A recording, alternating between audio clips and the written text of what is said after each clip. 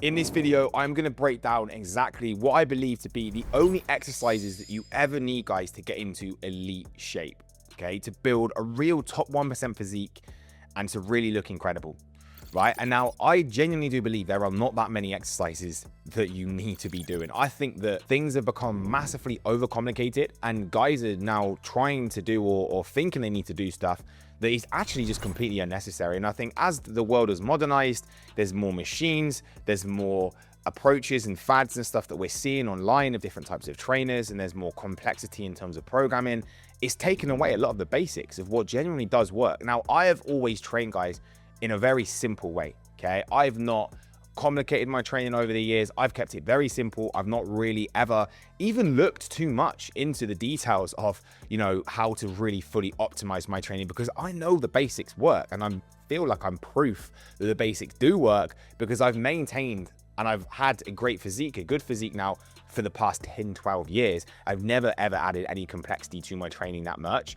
And I've just done what I know generally does work, okay? Movements that are basic, that are the same exercises that I've repeated for years that have got me good results with my training. And also, guys, these are the type of movements that I generally program for clients, that we give to a lot of our clients at Fit Lab, that get them incredible results. The right movements done consistently, progressed over time. This is what I've done. This is what I give the clients. It's simple and it honestly does work, guys. So I'm just going to break down exactly what these movements would look like, what these exercises are. And there's not necessarily not a huge amount that you need to focus on here, guys. It probably just comes down to a dozen, even less than that I generally do think the only real exercises that you need to do that will get you amazing results. So we're just going to dive straight in and I will break this down exactly in terms of what I believe to be the key ones. So firstly, guys, we're going to start with upper body and then we'll move into more legs afterwards and start looking into the lower body side of things. So first, you're going to need to start looking at some kind of press, okay? This is going to be super important. Obviously, with guys, we want a big chest, we want to hit our pecs, and we want to probably start looking at our front delt, shoulders, all that kind of stuff as well. Any guy that's got an impressive upper body, of course, they're going to be doing some sort of main pressing movement, which is going to be getting them great results. Now, personally, for me, I would go for an incline dumbbell press. I think this is the best exercise. I think that this doesn't just work your chest. This gives you great tricep activation, and it also is great for your front deltoid as well to obviously improve on your shoulders too. The reason why I like this movement so much, and I probably prefer this to, a bench press or even a barbell incline bench press, is number one, is less injury risk. I think that obviously when you do an incline dumbbell press, the kind of way that the movement is, it's not that risk of potentially having an injury with the way that the bar is placed. I tore my pec on a bench press, worst injury that I've ever encountered, set me back massively. I've not even fully got my strength back. Obviously, it's incredibly, like, way better now, but it was a really bad injury, guys. And I know guys that have torn their pecs as well that have had, again, similar trauma. And look, I'm not saying, if you do a bench press, that's going to happen, but there's always a risk that is going to happen. Now, with a dumbbell bench press, an incline specifically, a little bit of an incline so we can hit more of the top chest, I think the injury risk is a lot less. And in fact, I don't really know anyone that's torn a pec from a dumbbell press, because it's just the way that the movement is, that converging motion, is just a lot less risk of something happening, okay? And the second reason that I like it is you just get a lot more range of motion, right? When you use dumbbells, you get that ability to really squeeze the chest properly and get much more of a contraction. You can bring it down further, so you can get a lot more contraction at the bottom, whereas you haven't got that fixed motion of using a bar. Now, there's nothing wrong with a bar, and obviously there's guys that do bench press that have got an incredible physique, incredible chest. Of course there is, right? But we're just trying to really break this down into what I believe the top movements are, okay? And there's even to the point, again, where there's a lot less of safety risk of, you don't necessarily need a spot for an incline dumbbell press. Of course it helps, but you can drop the dumbbells freely, so you can push yourself probably a little bit more, which is why I personally think it works really well. So that would be my movement when it comes to a press. My upper body, my first press, probably more of a horizontal press, that I believe is probably going to be one of the best movements to really build that upper pec, right? We want to be focusing on probably more incline movements, because I think more incline movements are what give you that aesthetic kind of roundness to your chest, which again is what most guys want. So we really want to start looking at that. Next up, guys, is probably going to be some sort of overhead press. And I think this is really important, because not just for the fact that we want to build strong shoulders, again, we're looking at our triceps, but I just think this is a really good movement for just building a really strong core, right? If we start doing overhead movements, they are difficult, they're challenging. In fact, I probably think overhead movements are the most challenging movements that you can do, that are really hard, they're hard to progress on, but hard is good. And I think this is going to build you a very robust, strong physique when you start pushing stuff over your head. You know, it really helps. And of course, again, this is what leads to more growth in terms of shoulders and your triceps, and making sure that they're progressing too. Now, I'm going to say that the one that I would go for on this would probably again be a dumbbell shoulder press. However, I also actually more recently have become a big fan of the military press as well. I do think that that's a really strong movement also when it comes to building a good physique. And as I say, building a strong core, because when you start pushing that bar over your head and you've got to brace your core, your whole body is bracing, because you know, you don't want that bar to drop. You got to keep a strong baseline to really make sure that there's no issues, you know, strong back, strong glutes to hold that bar over your head. Now, there is probably a little bit more injury risk with a military press. So this is why I'm probably going to favor slightly more a shoulder press. And I also think you can shoulder press probably easier in terms of progressing, because again, there's just less you need to worry about. Like when your feet are fixed and you're just simply pushing above your head, I feel like you can probably progressively overload that movement a little bit better. So I'm going to say is number one would be a dumbbell shoulder press, but I also do think the military press is another great movement. And if you do want a bit of variation, you can kind of rotate between them both. But some sort of like overhead pressed movement, I think is really important. And I think, as I say, this isn't just about necessarily, you know, looking good and getting aesthetic. This is about actually building a strong, robust, you know, physique that's going to get less injuries, stay strong core, which is why I think some sort of movement that's going to allow you to push overhead with a press is really important. Get strong at these and you're going to build, again, guys, a really, really strong physique. And then we're going to start looking at more pull movements. Okay, so we're going to start off with a vertical pull. Now, I believe that there is no better exercise than pull-ups. I really, really don't. I think for any guy, you know, if you can't do any pull-ups right now, you need to focus on doing that. I think this should just be a benchmark for a guy. And I think the benchmark should be 10 clean reps. And you might think that's quite high. 10 pull-ups, you know, without any break, doing that properly. It's like, yeah, not many guys can do that, which is what makes it cool. So what makes it unique. I think that should be the baseline. Pull-ups are such a good exercise because, one, you can do them anywhere. You literally can do pull-ups anywhere. Like most places, you can get a bar, you can do pull-ups. If you're traveling, most gyms, most places, you can get the pull-up things you can put on your doors. They're such a great, they're so versatile, right? You can do them in most places, and they are so good at building your lats, and they are so good at building your arms, guys, as well. Honestly, if you do and get good at pull-ups, you are not going to have to worry about having strong biceps.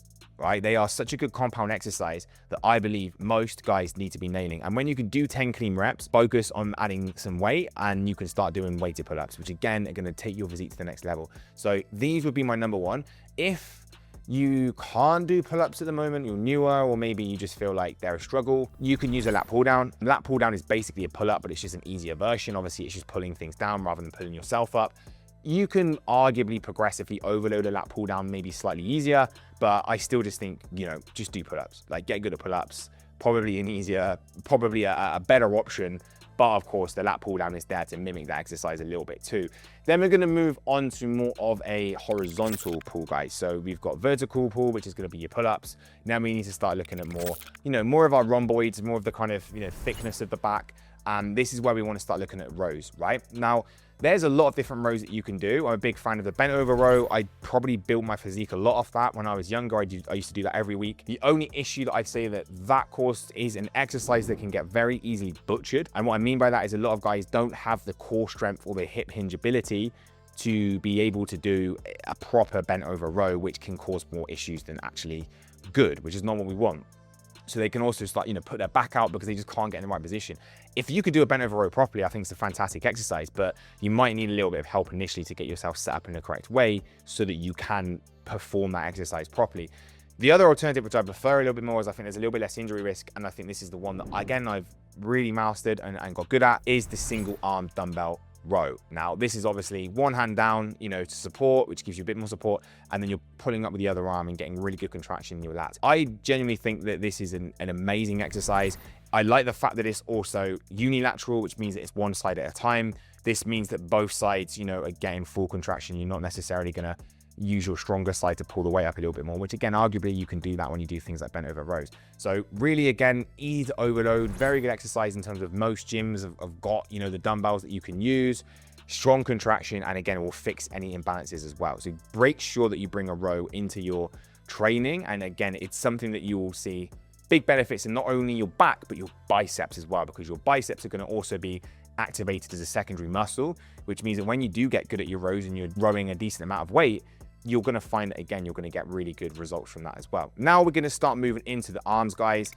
Look, like, most guys want decent arms. You would probably build amazing arms from simply just getting good at pull-ups and press movements.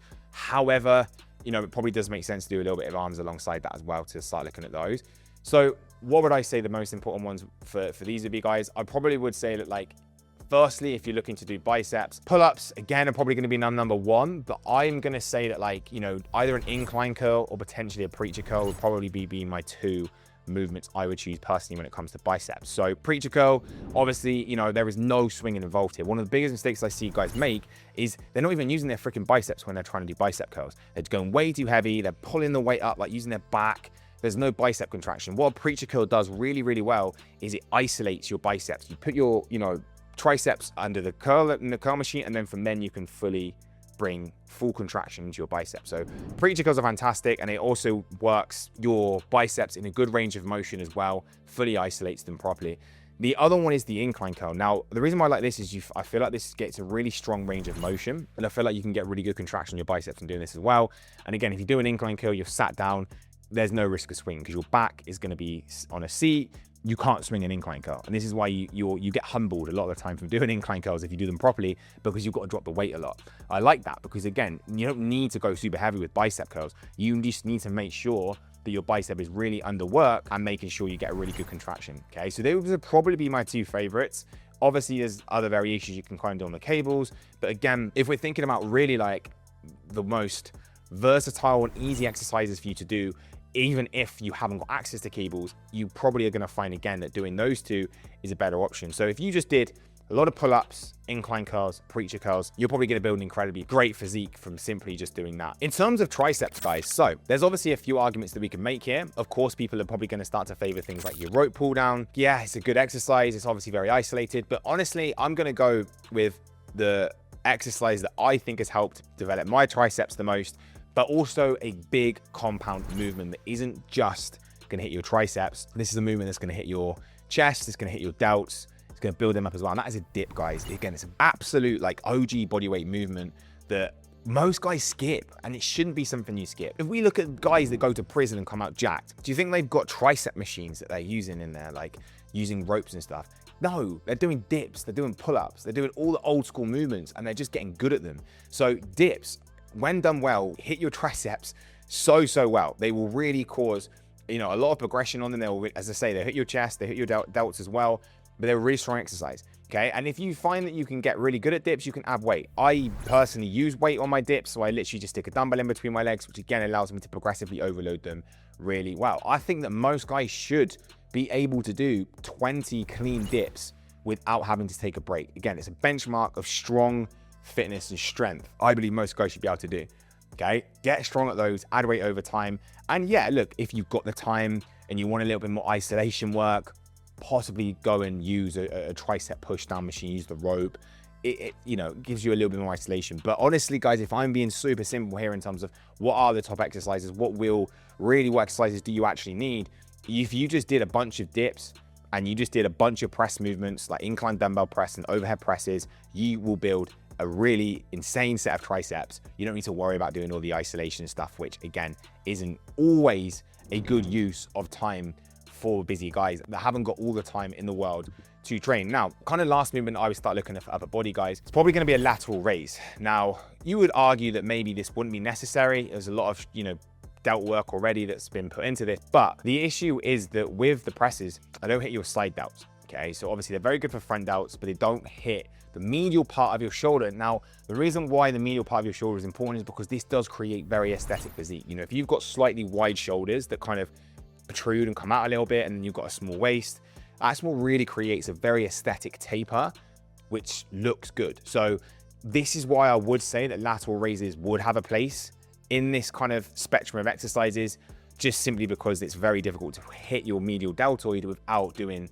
some kind of lateral raise. So I wouldn't say that there's a huge benefit to doing certain ones. People will argue cables are better because it's constant contraction and the range of motion and all that kind of thing. I've often just used dumbbells. I've, again, you know, always programmed simplicity to my clients. If they've got access to cables and they want to do the more cable-based lateral raises they can do. But honestly, guys, just pick up a pair of dumbbells, you know, keep it seated if you're worried about swinging, and you can just do lateral raises very simply using dumbbells, which will build you a nice rounded capped delts, which will get you looking more aesthetic as well. That pretty much takes care of all the upper body. Then we would start looking at abs. I mean, honestly, guys, I'm going to be completely brutal here. Like, you don't even need to train your abs, and especially don't need to train your abs if you're not in a position where you can even see your abs at the moment. I don't train my abs that much. I have decent abs, I think. You don't need to be literally spending loads of time. Abs come down to body fat percentage. And again, a lot of these exercises that I've already ran through, they are big compound movements that will hit your core anyway. So you don't need to be spending loads of time doing these kind of movements. But if I had to choose an exercise and I had to keep one in there that I would say that would benefit having thicker abs and a stronger core, I would choose hanging leg raises, because these are hard, okay? Most ab exercises, like the crunches, the bicycle kicks, all these kind of things, they're freaking easy, guys. Like, you could do like 100 and probably still not feel like you've really done much. You want to choose exercises that you can progress on, that are difficult, because these are the exercises that are going to cause your body to be able to come back and get stronger and, you know, break down muscle fiber, which is what we want. So I've always been a massive fan of hanging leg raises. I think they're difficult, and I think, again, they really help build a strong core. And you can make these harder as well over time. You can bring your legs higher, so it's more toes to bar. You can bring your legs to the side. There's kind of like variations you can add in that will create more difficulty with these exercises, which is what will help a lot.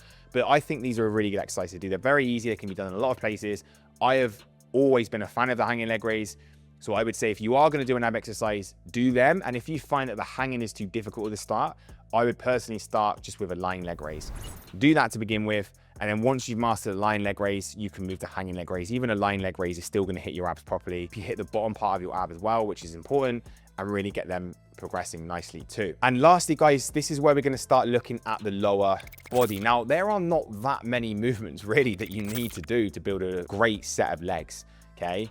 Now, I'm going to run you through pretty much what I think they are. Now, of course, firstly, we start looking at quads. What's going to help the most? Of course, it's going to be a squat, guys. We're not going to be able to move away from that. You know, leg press, like, in my opinion, it's just if you're too scared of doing squats, you do leg press, right? Or, you know, you could do both, but just do a freaking squat, guys. Honestly, like, I believe that I get a lot of compliments on my legs. I get a lot of people that say, oh, your legs are really athletic. You've got awesome legs. You've got great quads. The reason why I believe that to be is not just down to genetics of maybe having more an athletic physique. I love squatting. I mastered the squat when I was young. I used to enjoy progressively building my squat, my back squat over time and getting stronger. I got to the point where I was squatting 180. I think I even went up to 200 at one point. This is when I was in my like early 20s, guys. Like, you know, I wasn't even that old, but I just mastered it. I loved it. I got good at it. And that is what got my quads to the position they're in now, where they're strong, they're athletic, and they perform. They're good. They don't just look good, they perform as well, right?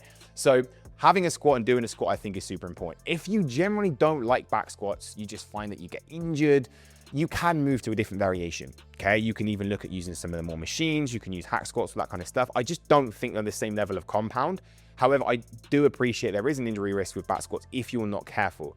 So maybe, you know, make sure your form is nailed down. Make sure you're happy with it. Make sure you're properly squatting as you should. And then over time, you can progress.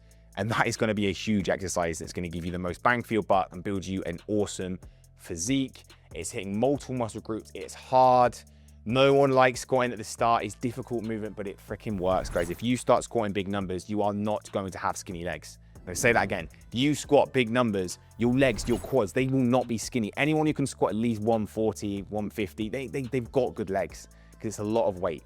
And the other alternative to this, guys, would be a Bulgarian split squat. This is another fantastic exercise. It's single leg. It's got a lot less injury risk. It's one leg at a time, so it's more unilateral. It's great for improving, you know, balance and overall kind of core. Another really good exercise as well. So if you don't like squatting, use the split squat instead and just make sure you master that too, because that will, again, really help you build your quads properly. Moving on to the posterior chain, this is where we need to start looking at some kind of deadlift. We need to be doing a hip hinge, guys. Hip hinge is an important exercise. It's a really important movement pattern that you need to master to, again, to build a good physique, but also to build a robust, you know, less injury risk physique that's going to allow you to stay in shape and stay functional. So you should have some sort of deadlift in your routine. Now, personally, I don't think that you need to be doing conventional deadlifts. I just don't think that's necessary. I think there's a lot of injury risk. I used to deadlift a lot. I then kind of had a couple of back issues every now and then. I haven't done deadlifts now for years in terms of like proper, normal deadlifts. I moved to RDLs and I find that they work brilliantly for me. There's less injury risk. I find it's a more of an easier movement to get good at and master. And it's just more fun, in my opinion. I just don't really like deadlifting. It's just not really my thing. Whereas the RDLs, I find are just good. You get a really good hamstring stretch. I find it a good exercise. Now, whether you do dumbbell or barbell doesn't really matter. I personally do both, so I don't think it matters hugely on that one. I'd probably say that dumbbells, I think, are a bit easier to progress on. You can get, again, a bit more of a range of motion, potentially. From using dumbbells, you can squeeze a bit more. But again, barbell can also be very effective. But this is such a good exercise for your hammies, your glutes. It will lower injury risk. Again, people think deadlifting or doing an RDL is going to put their back out. Guys, it does the opposite. It builds a strong core. It builds strong legs, which means that doing that is going to allow you to get less injured, right? It's going to cause you to become more robust and have more be more functional, which is what we want. And the last thing really, guys, that I want to cover is essentially looking at possibly just some single leg work. Okay, now if you are choosing a squat, you're choosing an RDL, there's not really any single leg work that's in there. The reason why this is important is I don't think your legs are just about how you look, right? Legs aren't just about looking aesthetic and looking good. Legs need to be functional. They need to be able to do a job. They need to be able to perform. They need to perform in the fact that you might want to get into running. You don't want to get injured. You just want to be able to be athletic at the same time. So doing single leg work is important because working one leg at a time, it stops any imbalances and it stops you from potentially getting injured. It creates more stability, which I think is really important. So doing some lunges, split squats, pick one of those variations and keep them in your routine as well. So you've got your big leg work, which could be doing, your squat, your heavy back squat, and then you maybe want to do some lunges or some split squats as well. Now, these are really good, again, for building your quads properly. But as I say, the bigger thing here is having athletic legs that perform at the same time. We want a nice jacked up body that looks fantastic and looks aesthetic. And then we want legs that don't just look good, but perform, that stop us from getting injured, that allow us to run without getting any pain, that allow us to do cool things like going for long hikes at weekends without getting pain or getting injured or getting niggles. You do that from really nailing the basics, guys, with your squats and potentially doing your single leg movements, which will really build that robustness over time. And again, I believe one of the reasons why I'm able to train like I am and I'm able to do the volume that I can do and I'm able to not get injured as frequently as what I used to is because I've mastered lower body movements and more specifically the single leg ones. I love a Bulgarian split squat. I've done tons of lunges. I've done lots of reverse lunges and it's just helped me build very strong athletic legs that perform incredibly well. And if you are into your high rocks, you're into your running, you're gonna wanna make sure you bring these into your routine as well because it will keep you less injured and it will keep you feeling more. Obviously, guys, we could look at calves. If you really are bothered, obviously, guys sometimes get called out on having small calves. So if you really want to add one more in there, it's optional. Do a calf raise. That possibly could make it. But I mean, yeah, I wouldn't say that's like the most important thing in the world, of course. But any calf raise, any variation could be something you bring in as well if you've got the time to make sure your calves don't get left out. Obviously, if you are doing quite a lot of running and hiking and walking, you're probably going to get a bit of calf activation anyway if you play football. But of course, if I was going to add one more in there, that's probably the only one that I would in there as well. Do that, a few sets per week, probably going to help. Honestly, guys, that's pretty much it. You don't need 20 exercises. You don't need fancy machines. You don't need complicated programs. You need these basics done consistently, progressed over time. This is what I have done for years, and you will build a top 1% physique. It's as simple as that. So hope you found this video useful, guys. If you have, make sure you smash the like button, hit subscribe, and I will catch you in the next one.